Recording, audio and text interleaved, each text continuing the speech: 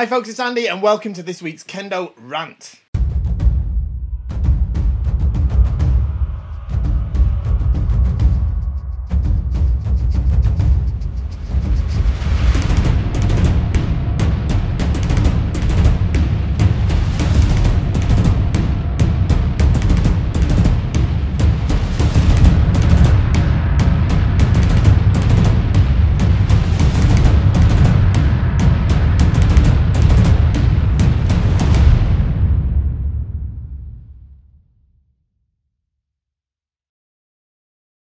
Okay, here we are again. A bit of a break again. I had last week off. I was away teaching Kendo at a seminar here in the UK.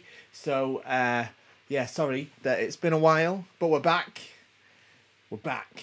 Okay, I'm working on a new studio at the moment as well. So hopefully we'll start to ramp up the content a little bit more going forward as well. I've got a new video studio on the way. It's being built at my house. So hopefully, in the next couple of weeks, I'll be able to start making a bit more content. So, right, we've got all these questions. We'll get to them in just a minute. Before we do, you know what I'm going to say. It's not just the YouTube stuff, the like, share, subscribe, all that stuff. You know all that already. But what I'm going to say, really, the best equipment website in the entire space-time continuum, KendoStar.com. That's where you've got to be shopping if you do like the videos that I put out, if you like the content on this channel for free. You want to keep it going, the best way to support us is by shopping at KendoStar.com. That's my website. That is what pays for all this. That's what makes all this happen. It's what keeps the lights on, the camera rolling. Shop at KendoStar.com. You get amazing equipment. I get to make these videos. You get to watch these videos. Everybody's a winner. Okay, right. Let's get into these questions. Have you ever looked at a customer's order or customizations and wondered and had a wow moment with it? If so, what stood out and what did they do different and that grabbed your attention? Also, I noticed KendoStar rarely releases Orizashi sets. Is there a reason for this? As much as I love and appreciate your insight on Kendo, I also really enjoy when you share your experience with Borga. Thank you for all you do for the community. Thank you very much for your kind comments. So, yeah, I mean, we've had a couple of like really nice custom designs. Had a really nice one. We've had a couple of really nice ones actually recently. But over the years as well, we've had some fantastic ones. It doesn't really do them justice to just describe them on here, but like, yeah, a couple of times we've had sort of unique Mune patterns that have been customized to the customer's request. Some really nice combinations of the door Mune and the door die colors, stuff like that. To be honest, yeah, we've had some really nice ones. In terms of releasing all these assets, well, let's be honest, that's not quite true, is it? Latest Borg set, we just released the Vanguard Sentinel. Oh my word, what an amazing Borg set. If you've not seen it, go and check that out because it is such a beautiful Borg set. It's one of the Borg sets I'm most proud of. I absolutely love it. I'm really enjoying using it at the minute. If you want something that's like really awesome, looks really awesome, super protective, and also pretty, you know, prestige, but you don't want to quite stretch to that sort of Praetor handmade Borg sort of level, then you want to be looking at the Vanguard Sentinel. And it's an Orizashi Borg set. It's Orizashi. What is Orizashi? Well, let me show you. Okay, so here I am. I'm back with my Vanguard Praetor. Not Praetor, this is my Vanguard Sentinel men. So when you're talking about Orizashi, what you're talking about is the fabric that reinforces this part of the futon. You see this line here? This line here, up to the front of the memberchi. This can be reinforced here with a couple of different types of materials. You can either have it reinforced with deerskin. That's the most expensive option. Looks super nice. That's what the Praetor's got. And is obviously super durable. So that's obviously the best material to do it with, but it's quite expensive. So there's that.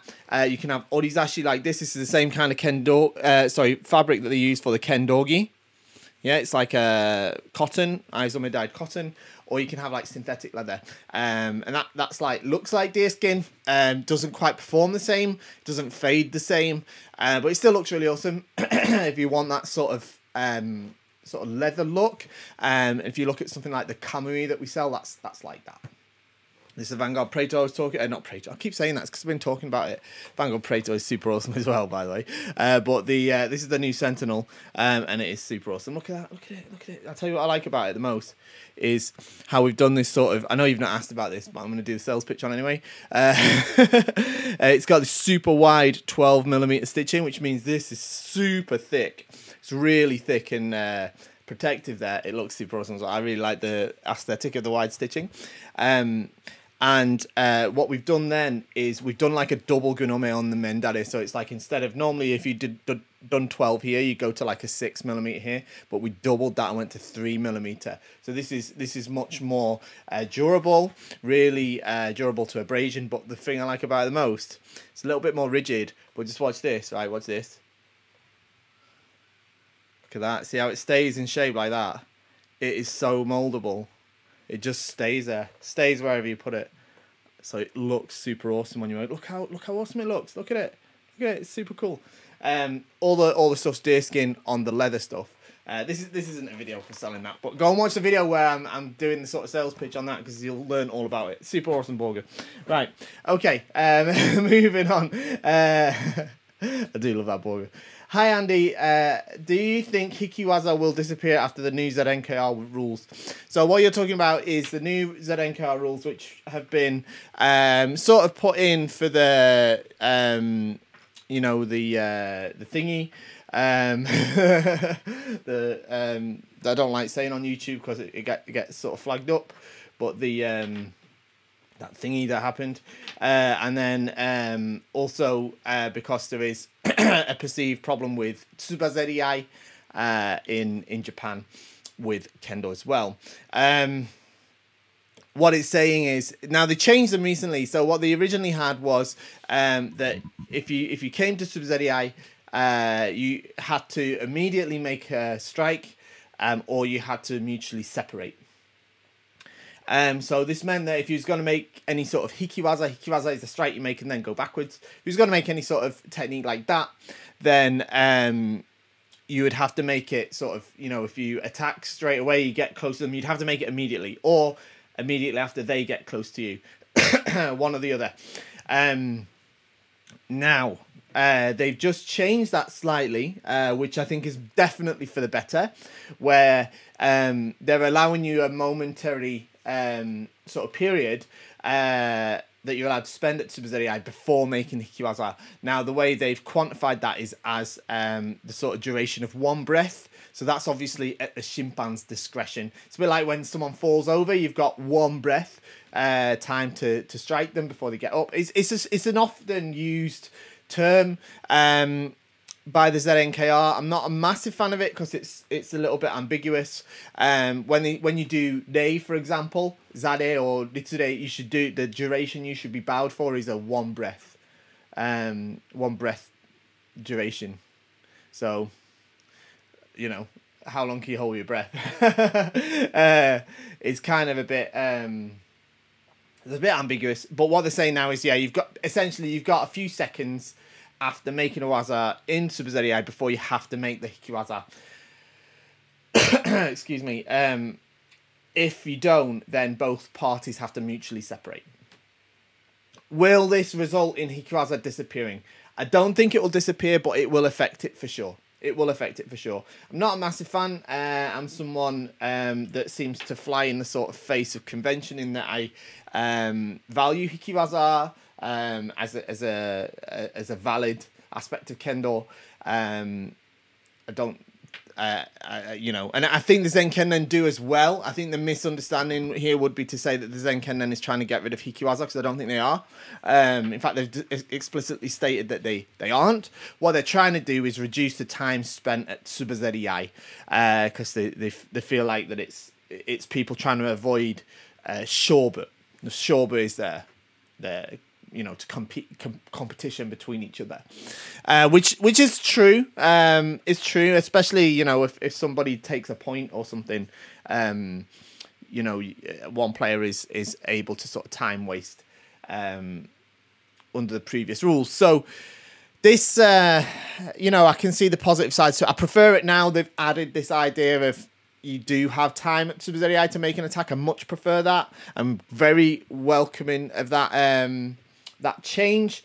Because Hiki-waza, like I say, are a valid aspect to Kendo. I don't think they're trying to erase Hiki-waza. I don't think we'll see them disappear. But what is going to happen is that people are going to have to learn to do Hiki-waza better. Now, let's be honest, especially outside of Japan, people, the sort of overall ability of Hiki-waza is pretty low. Even amongst quite high-level tournaments, a lot of even quite successful players have a pretty weak Hiki-waza game. So it was one of the things that, like, when I was, I have a bit of a, you know, I kind of look back on it and think it's a bit of a shame that I didn't learn to use Hiki-waza better earlier, because in the sort of back end of my competitive career, when I was a bit older and slower, I got better at Hiki-waza, and I scored loads of points at Hiki-waza, like in quite high level tournaments, just because even, you know, and this was in Japan, not just as well as in Europe, but I was scoring Hiki-waza because my opponents weren't that good at it, even if they were good at other aspects of Kendo. So I was beating people who potentially better than I was, just because I'd kind of got a grasp of Hiki-waza better. So I don't think, and I don't want Hiki-waza to be on the decline. I think it is going to change things. I do think that people are going to have to adapt. You're going to have to think a bit faster. And if you want to be successful in tournaments, you're going to have to learn how to do Hiki-waza, not just better, but you're going to have to learn how to think faster. To be honest, might do a video about it. I might do an update to our Hiki-waza video, because I've got one about Super Serie and Hiki-waza, but it's all obviously based on the old rules. So I might update that at some point. Next one: is there any practicality in using big strikes in the tournament? No, not really. Big strikes aren't for practical use. It's upset some people, don't know why. I think it's people that are trying to fantasize that Shinai is the same as a sword. The practical strikes are small strikes. You're not supposed to use big strikes in practical situations. They're there to train your technique in order to be able to properly do small strikes. It doesn't mean that you could never possibly use a big strike in a tournament, because you certainly could. Happens sometimes, but as a you know, as a general rule, it's not really a practical application of Kendo in the big swings.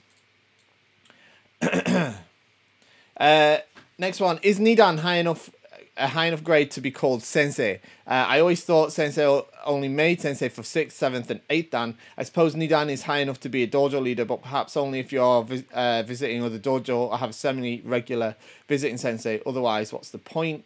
I heard that Yondan is the lowest meaningful instructor level. It depends. It depends where you are and what context you're in. You know, there's people with Nidan in Japan that get called sensei, but that's because of their kind of social status rather than their Kendo status. And it doesn't mean they're like, you know, obviously if they were like a teacher, like a school teacher or a doctor, then that would be their standard suffix anyway. Instead of san, it would be something sensei generally. But even outside of that, like if you went to like a children's dojo and there was an adult there that started Kendo later in life, and I've had this experience. There was a chap in the dojo that I was at who was 3rd dan, and everybody referred to him as sensei, okay, because to the kids he's a sensei, right?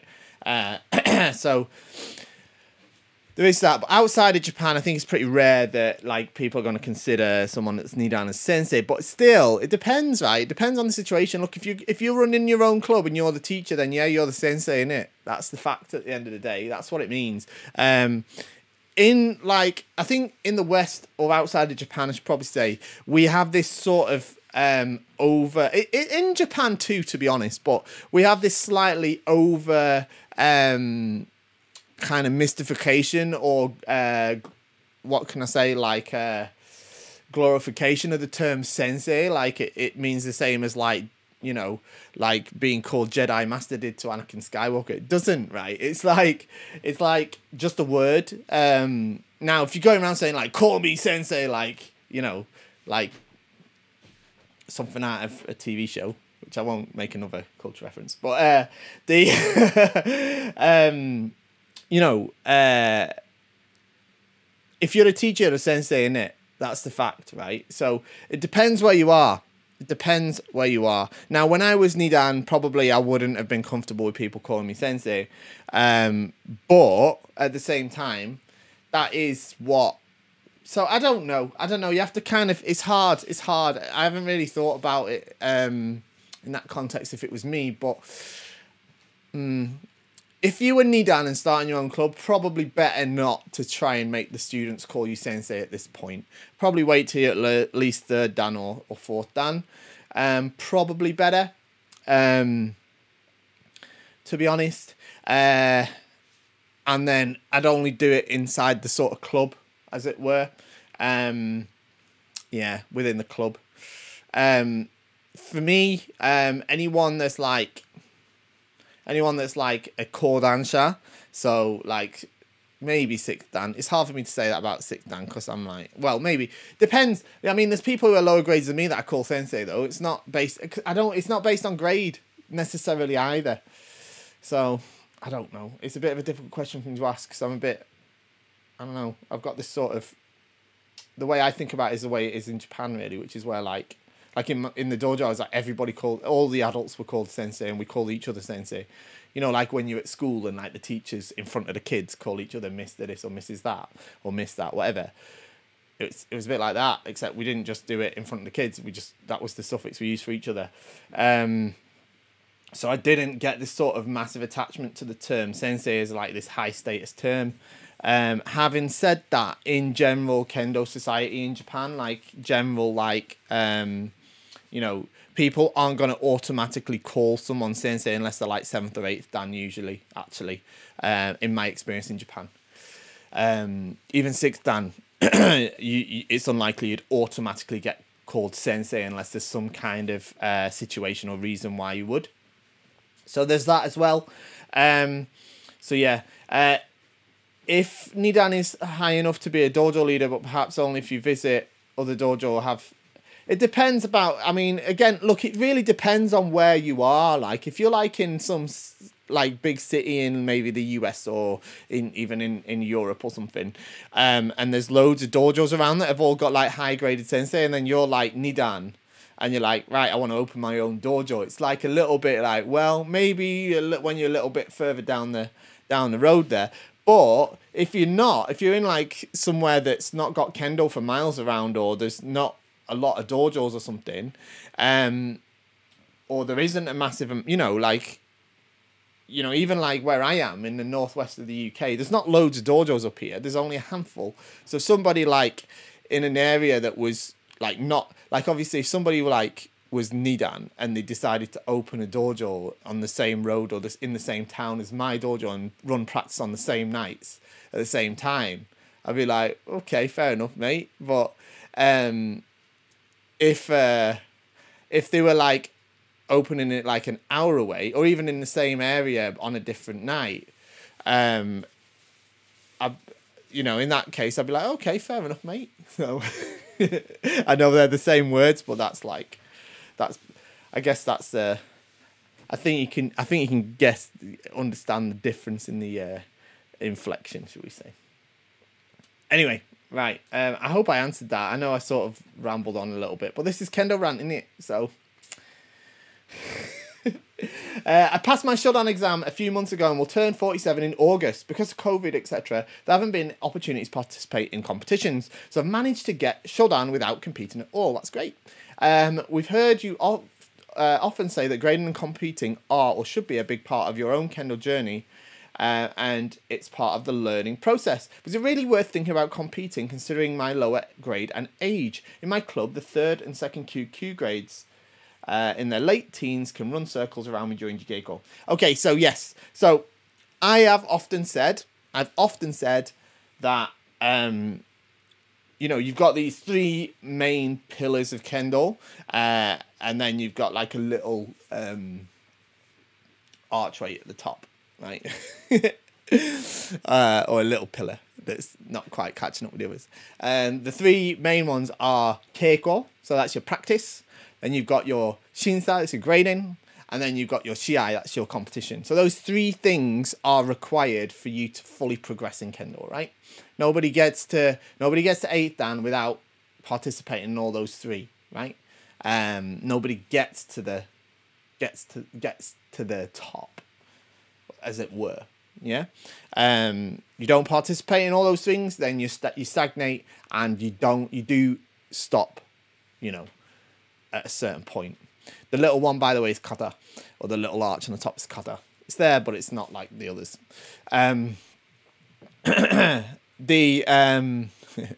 Waiting for the comments. Go on, pause the video, go and bash away on your keyboard down below.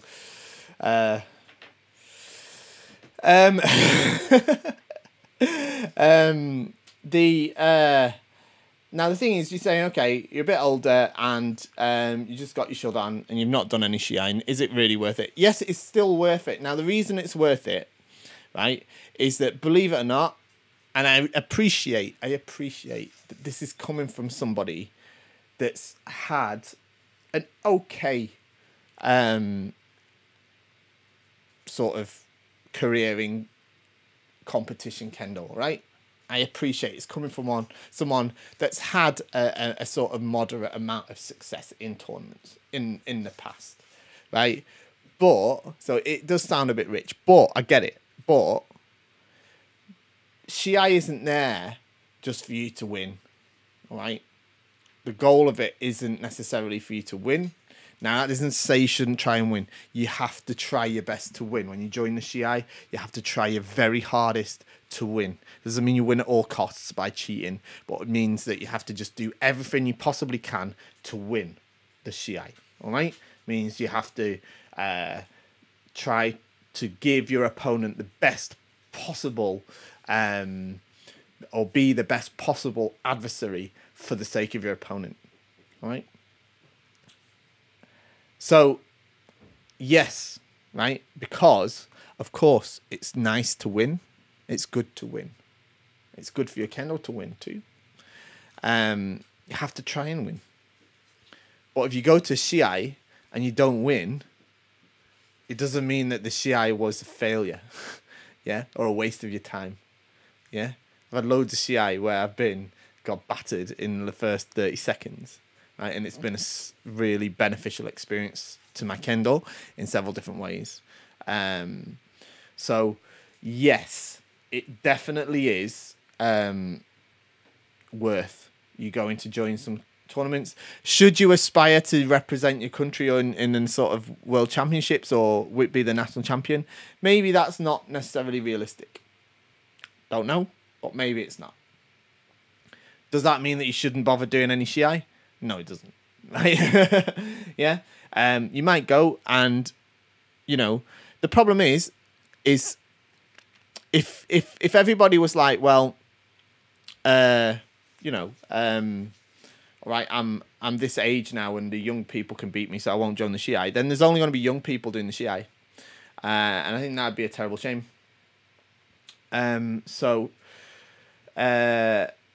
Yeah, and I appreciate this is also something I've said, was like when I've talked about like rejoining the national team, when I've said I'm too old for it. But I'm not too old for it. I'm just not at the point where at my age I can dedicate to it what's required to do it. That's what I mean by that. It doesn't mean I'll never do Shiai anymore because I'm too old. I'll still do Shiai. I still want to do Shiai. I haven't done it in a couple of years because of the whole thing. But I will be doing it again, definitely, and I'll continue to do it throughout my life. You know, I intend to still be doing Shiai when I'm in my 60s and 70s. if I've got the opportunity. I realise I might have to go to Japan to get that. But you know, I don't know. In Europe now, actually, there's some other tournaments. Depends how I progress. But yeah, it's definitely nothing to do with your age. And yeah, I know you're sort of lower grade, but just look, go and do some Shiai, because I think it's good. It's good for your Kendo. You need to do it. You definitely need to do it. You can't just rule it out. You just won't progress in Kendo well enough. You just won't get to understand some of the key aspects of Kendo that are necessary. Nobody gets to the high levels without participating in Shiai. You know, you just it doesn't happen, because it is necessary. The necessary aspects of the building blocks that you require to make brilliant Kendo. So you need to do it, but just like I say, don't go there aspiring to just destroy everybody. Try and win. Try to win first place. Try your best to do that. If you don't, fine, no problem. Take what you can from it and go and try it again next time. All right? Because at the end of the day, it's not like you've got a tournament every week either. So, right, next one. Hi Andy, hope all is well. Yeah, it's good. What have we got? Right, how is the Yamato door compared to the standard door? I know it's just much more expensive, but is it really any better than the standard one? Yamato is a brand of door. The standard one we have, you'll notice they're named KHD, and then they're the sort of slightly cheaper ones, and then the Yamato ones are slightly more expensive. They're more expensive because they're a brand name, and we essentially we have to buy them from the company that produces them and then send them off to our workshop. So there's more costs involved in us making them. Whereas the KHD ones we generally have in stock at our workshop. So yeah. Used to be that Yamato door were more expensive as well because they were made in Japan, but they're not anymore. For the most part. Some of them still might be, but I think that's just their leftover stock. They stopped making them in Japan quite a while ago. I don't know anywhere that's making synthetic door in Japan anymore. So anywhere it tells you it's like 100% made in Japan door and it's synthetic door. Anyway, so yeah, is it any better? No, it's no better. Just different colours. That's the only reason on there, to be honest. The Yamato door versus the KHD door, they're no better or worse. To be honest, if I was getting like really like what do you call really like pedantic over tiny details, Yamato door use a different mold to the KHD door. So when I'm saying KHD, by the way, if you go on KendoStar and any of our door that offer a different color door option, you'll see there's a code before the door die color. And I'm only talking about synthetic door here. I'm not talking about bamboo door, right? The code KHD, they're the ones that we have in stock at our workshop, essentially. And then the other ones, I think they're like YK, or there's a few different ones that start with Y. There's a little chart at the bottom of the screen on it anyway. It tells you which one's which. But so anyway, the Yamato ones are made from a slightly different mold, obviously because it's a different brand. So the shape of them is slightly different. All right. If I was to say, if I was to describe how it's different, probably the Yamato door is slightly rounder on the front, whereas the KHD ones are a little bit less. They don't have quite as an aggressive curve. A little bit more modern, whereas the Yamato is a little bit more traditional. But I mean, we're talking about super fine details here that probably 99% of people never even notice. All right, and most of the board industry doesn't even know that actually.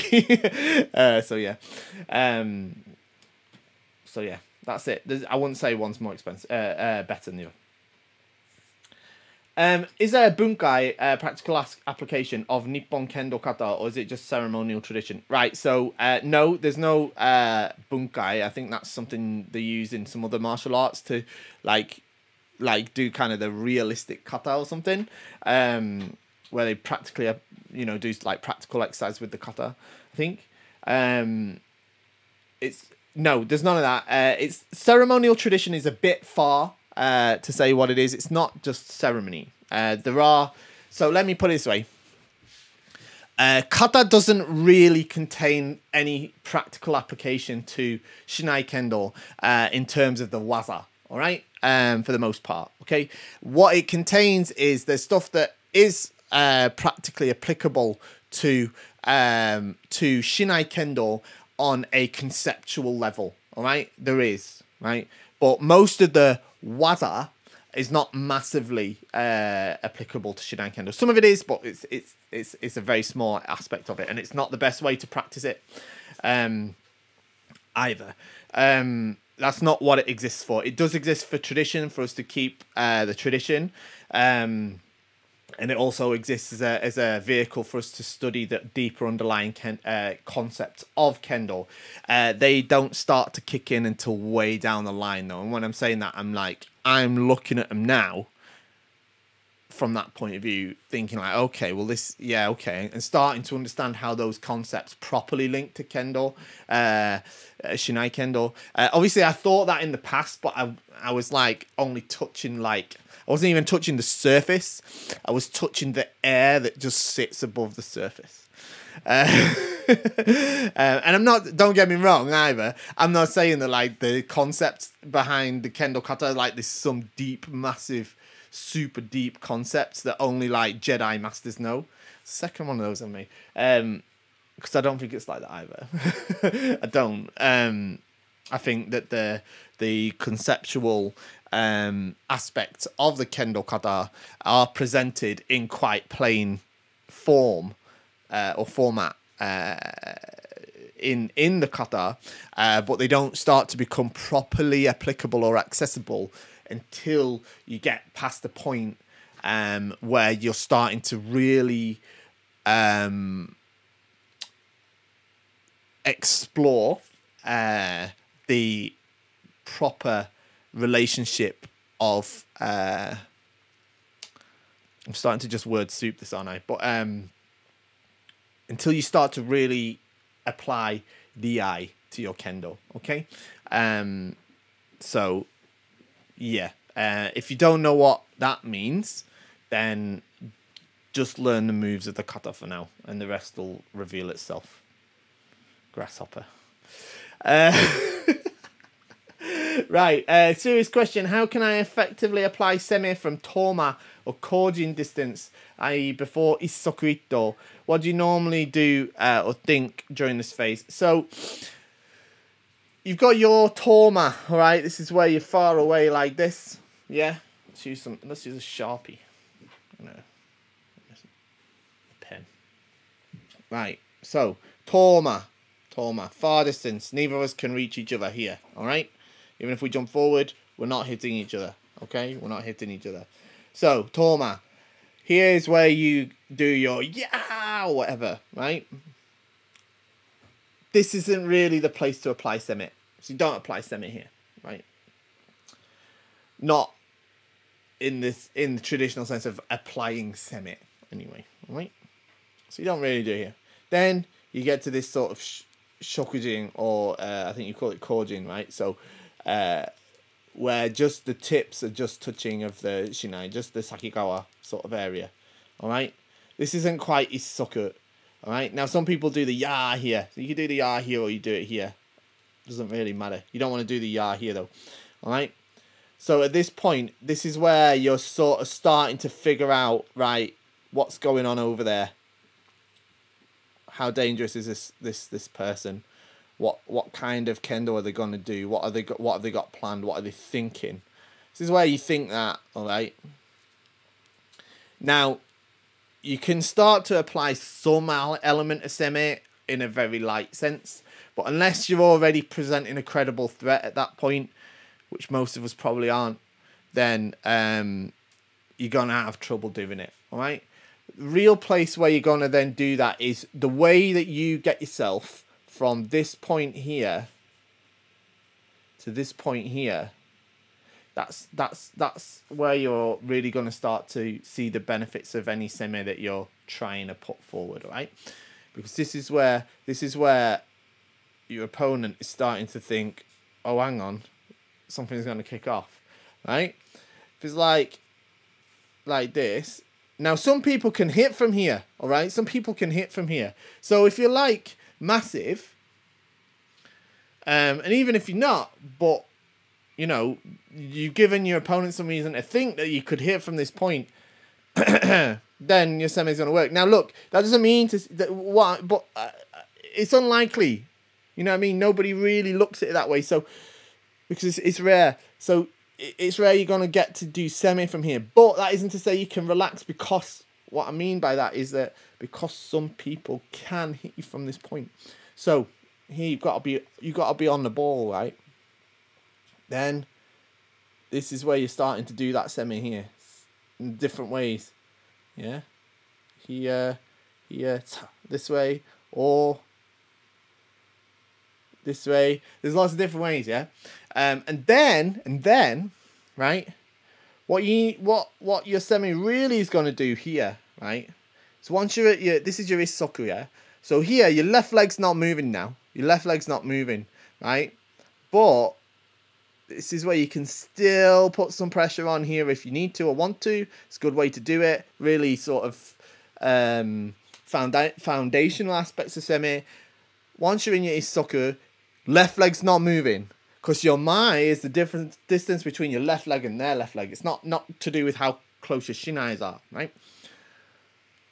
And here, once you're here, right, left leg is ready to go, and then you go this way, and then this one's gonna react somehow, okay? And that's your semi, and it's how you react. Getting that reaction, that's your semi, right? How you react on that is how well you can then incorporate your semi into your kendo, right? Are they going to block? Bam, you can do the Hiki-waza. Are they going to try to attack you? Bam, you can do the Hiki-waza. Are they going to try and feint you and then attack? Bam, you can do the Hiki-waza. They're going to step back, bam, you can ski them, or use the Renzoku-waza. So this is the process you've got to think about.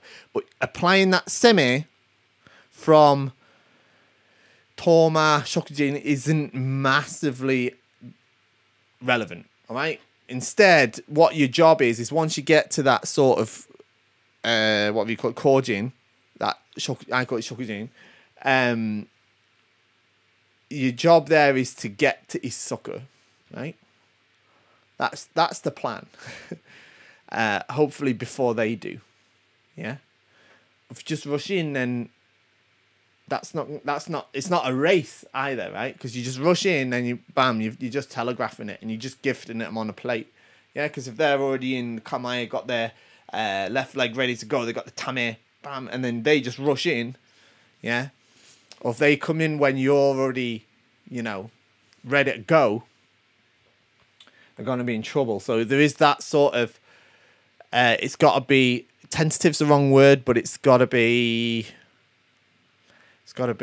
like tense, yeah. Right, next one. It's a big rant today, isn't it? I hope you've got a cup of tea or a glass of wine or something. Hi Andy. We had a chat last week with our sensei about some criteria for 5th Dan exam.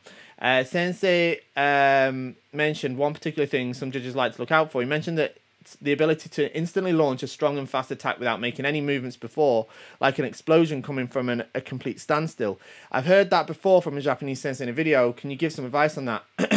Managed to explode when applying pressure and creeping forward the right foot, but I can't figure out how to make an explosive attack without having momentum forward applied before. Hopes to make some sense. It does, but I think it's wrong to say that you should be able to just from nothing, bam, just attack sort of randomly. If you can do that, that's super awesome and it can be effective, right? But it's not like the thing. The reason you need to be able to do that is you don't know how your opponent's going to respond to your semi. So the semi I was talking about just a minute ago, you don't know how they're going to respond. So if you can't react, bam, instantly like that, then you're going to miss the chance. You're going to miss the boat, right? So that's a problem, yeah? And that is what is going to fail your gradings, yeah? Whether it's 5th Dan, 6th Dan, whatever, right? So you have to be able to make that instant, pam, explosive launch, but it has to be at the right time. It still can't just be random. You just step in and then, pam, randomly like this. You do that over and over again, and then even if you start hitting the other person loads, panel's going to be looking at it like, well, is this like really creating these opportunities? Is this really engaging with the opponent, or are they just kind of beating them to the well, it's not even beating to the punch, but like they're just trying to outspeed them, as it were. So doesn't mean don't do it ever, but you can't just base your attacks all around just attacking instantly, randomly, with no sort of setup, because that's required as well for the waza to be complete. All right, so the best is for you to be able to make that, but what you don't want, right, is that you're like this, leaning forward before you attack, like that, and you can't attack without that. Yeah, you need to be able to, from here, bam, if you need to. Yeah, because nothing says that just because you're gonna try and do the Seme on them doesn't mean that they're gonna respond the way you want them to. All right, so you still have to deal with that. So if you can attack instantly as well, then you're going to be prepared for dealing with opportunities that your opponent tried to create, as well as the opportunities that you created, if that makes sense. It's a tough one, though. Next, I know it's been covered before, but what type of paint would you recommend to repair or touch up the black lacquered paint on the men? I use either metal paint, like for outdoor, anything that's like high gloss finish, usually like alcohol or lacquer based, or what's pretty good are little pots of hobby paint, like for model aircraft, those sort of things, but the enamel ones, not the acrylic ones. Acrylic ones won't do it. You need like a lacquer paint or an enamel high gloss black paint to do it. What you need to do is, I'll make a video about this at some point actually, but what you need brush with synthetic bristles, not with real hair bristles, and you'll need some white spirit. Now you're better off trying to get, if you get it from an art shop rather than from like a hardware store, you'll be able to get one that's like odorless, probably, because white spirits can stink. It doesn't have to be white spirits, it could be like a different sort of brush cleaner, or something like that, but white spirit tends to be the best in my experience. But like just straight up white spirit off the counter, it's like it stinks pretty bad. I'm pretty sure they put the stink in it on purpose so that you don't confuse it with water, because that'd be pretty tragic. But if, like I say, you can get some that's like odorless, and that's much more pleasant to work with. Just don't mix it up with your cup of water, whatever you do. Right. Next, good morning. Have you considered putting Kendo RANT as a podcast? It'd be nice to listen to it during the commute. Yeah, people have asked me for it before. I haven't got around to doing it. I don't really know how to do it. I'm sure it's not complicated. I just haven't had time to look into it. Maybe I'll look into it in the future now we've got the studio coming. I keep saying about the studio, it's probably going to look exactly the same because the setup's pretty much similar. I'm just moving it to a different, more convenient location where I can film sort of more often. Anyway, I might do. The other option is you could like put it on YouTube and just look away. I'm joking, and I appreciate that it's probably easier to listen to as a podcast. I'll look into it. Hello Andy, my main question is regarding Zanshin. I noticed that the feedback videos you've always insist on losing Ayumiashi, particularly after many Bon. Why is that? I've seen plenty of Ayumiashi during Zanshin in Japanese competition, so I wonder if I'm missing something. Thanks a lot for your contributions to Kendo community. I think it's really valuable. Thank you very much. Okay, so what I'm talking about is in some of these feedback videos, what you often see, this sort of bad habit, and I used to have it as well, is you hit men, turn, and then you just sort of walk away slowly with this sort of slow Ayumiashi. And it's you don't see it in many Japanese competitions. You might see it in the Hachidan Taikai because those guys are all like quite old, and it's a bit different when you're talking about Hachidans, to be honest. It's a slightly different dynamic. It's not because the Hachidans, by the way, just the look, you can't, it's a different situation in their Shiai. I don't really like ending it like, but it's hard to describe, but it is the dynamic of their waza is different in the first place. But the reason I don't like the Ayumiashi is sort of as you're retreating from after striking men, it's just slow. It's slow. It's not fast enough. Yeah. So you need to keep your momentum and go back using okuriashi so that you can keep the speed, right? Or keep some element so you can properly separate from your opponent, right? It's best not to use ayumiashi if you can help it. Now, is it a game breaker? No, it's not. It's not a game breaker. Is it better to do okuriashi? Yes, it is. So that's why I'm saying it, all right? Mainly because it helps you get that distance that little bit faster, okay? And obviously, if you need to strike again, you're able to. Whereas if you're doing ayumiashi and your left leg's in front, not going to happen. Right. Being slightly on the older side and having started Kendo quite late in life, I worry often about going too hard and causing injuries to myself. What are some of the most common accidents, injuries that can disrupt or even end someone's Kendo career, and how do you stop injuries from happening? What are the most alarming warning signs? Secondly, I've been thinking of doing Mitori Geiko and Suburi at home while Kendo's on a brief hiatus here. What kind of practice training regimen would you recommend? How many Suburi a day and other activities? Okay, so common injuries are calf strains and tears, and of course the dreaded Achilles tendon injuries. Often you can get injuries to your knees. I have a bit of a problem with my shoulder right now. In the past, I've had tennis elbow. I've had difficulties in my wrist as well. Those were times when I was training a lot. How can you avoid it, especially as you start getting older? Keep yourself in shape. Try not to, try to care a bit about your body. Treat it as if it's valuable. I'm not the picture of health. Let me put it that way. Let me put that out there. First off, I won't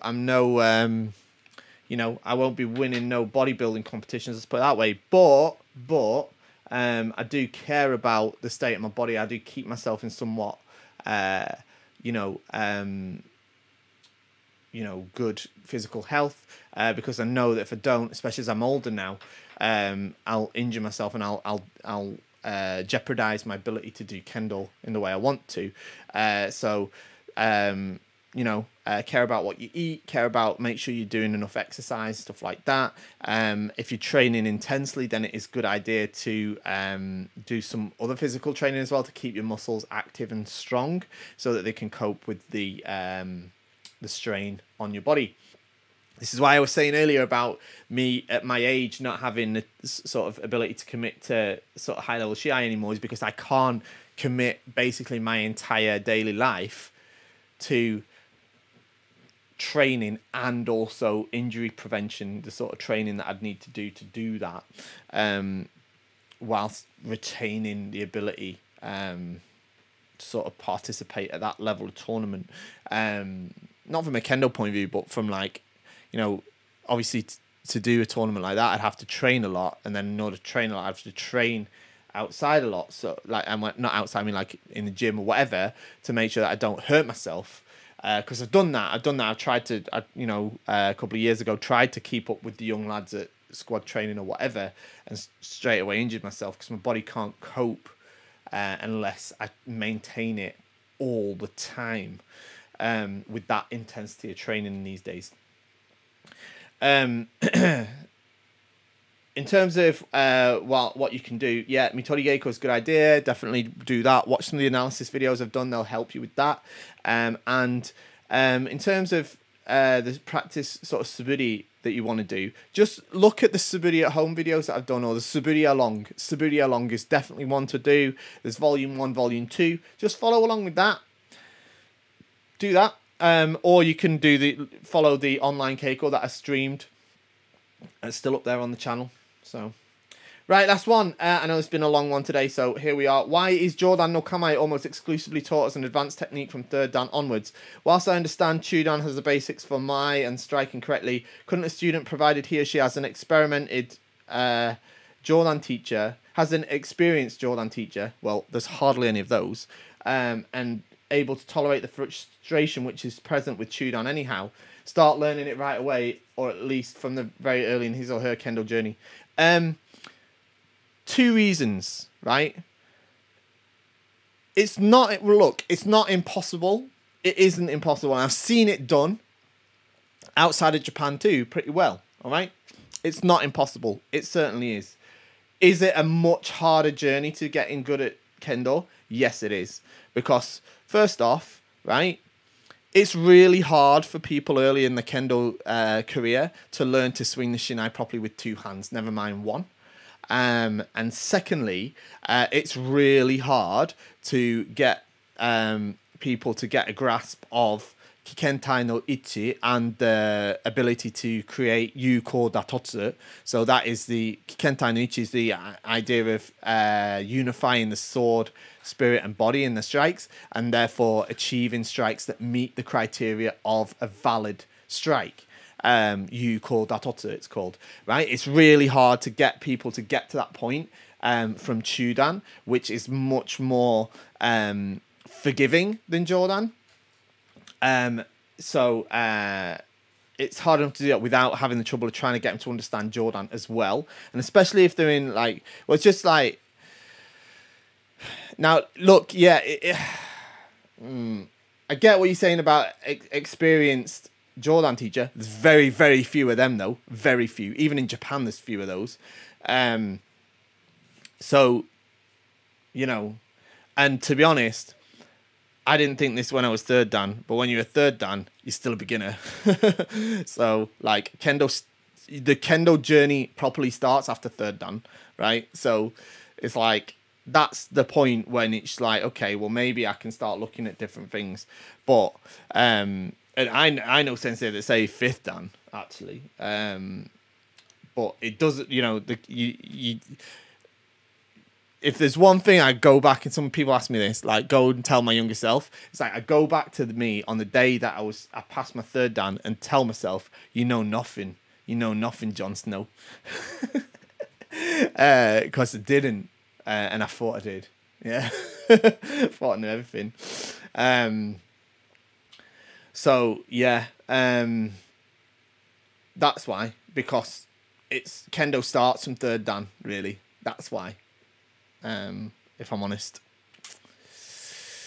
So yeah, that's it. Thank you for joining me today. I didn't say too many controversial things today, did I? Other than kata is like a small aspect to Kendo, and it's not a practical application, and you can't. Yeah, the big swings aren't practical. Yeah.